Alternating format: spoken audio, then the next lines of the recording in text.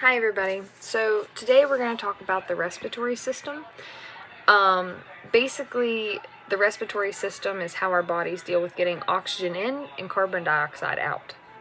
So today I'm going to talk a little bit about the anatomy of the respiratory system and about the functions. We'll talk about the bronchial tree, the lung lobes, and those fancy bronchopulmonary segments. So basically, the respiratory system is divided into an upper and lower tract. So, the respiratory system, the two parts, the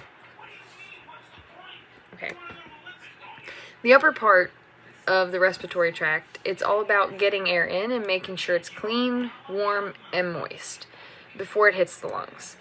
It includes the nose, the pharynx, and larynx, and so think of the nose like a door and the pharynx as like the hallway leading down. The larynx, also known as the voice box, is kind of like a security guard. It keeps stuff out of the lungs and helps us talk. So, the lower respiratory tract, which is where the real action happens, this part has the trachea, or the windpipe, the bronchial tree, and then the lungs. The trachea is like a main road that splits into smaller and smaller roads, which is the bronchi and the bronchioles, and it leads, basically these roads lead air deeper into the lungs. So we'll talk about the bronchial tree next. So the bronchial tree is literally named for how it looks. It's like an upside down tree with branches getting thinner and thinner. The trunk is the trachea, which splits into two main bronchi, one for each lung, and then these branch off into smaller bronchi and even tinier bronchioles, ending at these, ending at the end of these bronchioles is little air sacs called alveoli. The alveoli are where the magic happens. They're covered in capillaries, which are tiny little blood vessels. Oxygen moves from the alveoli into the blood, and carbon dioxide moves out of the blood to be exhaled. It's kind of like a really fast exchange at a drive-through window. Oxygen in, carbon dioxide out. So now let's talk about the lungs themselves, which has two lungs, and the right lung has three lobes. It has the upper, middle, and lower, while the left lung just has two, because the heart is kind of, hogging some space.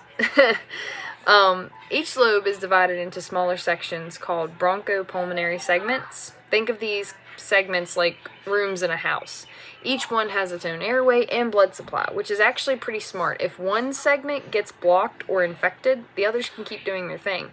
This setup also makes surgeries easier, since doctors can remove a damaged segment without messing up the whole lung. It's kind of like being able to take out a broken piece of Lego without having to rebuild the whole thing. So another way to split up the respiratory system is we can split it up into the conducting portion and the respiratory portion. The conducting part is just for moving air in and out, like hallways leading to the main rooms. It includes everything from the nose to the terminal bronchioles. So the respiratory portion, on the other hand, is where gas exchange actually happens. This is all about those alveoli and the capillaries wrapped around them. It's like the difference between the waiting room and the doctor's office. The conducting part gets you there, but the respiratory part is where the real stuff happens. So, next we're going to talk about pulmonary ventilation, which is like moving air in and out. It's just a fancy way of saying breathing.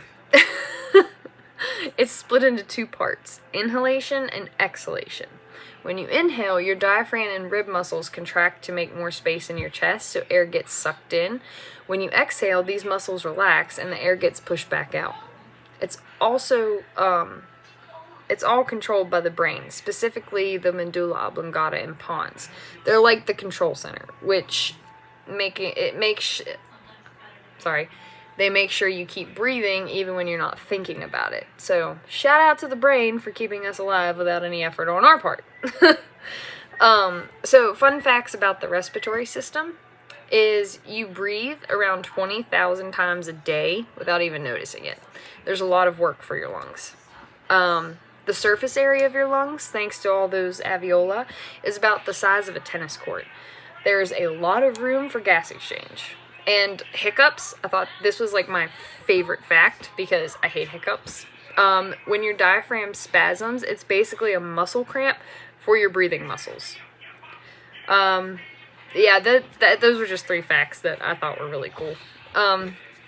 So that's a quick and hopefully not boring look at the respiratory system. We talked about the bronchial tree, the lung lobes, the bronchopulmonary segments, and how everything works together to keep you breathing. Remember, this system does way more than just move air. It filters, warms, and preps it for gas exchange. So, thanks for hanging out and learning about the respiratory system with me. Until next time, keep it easy.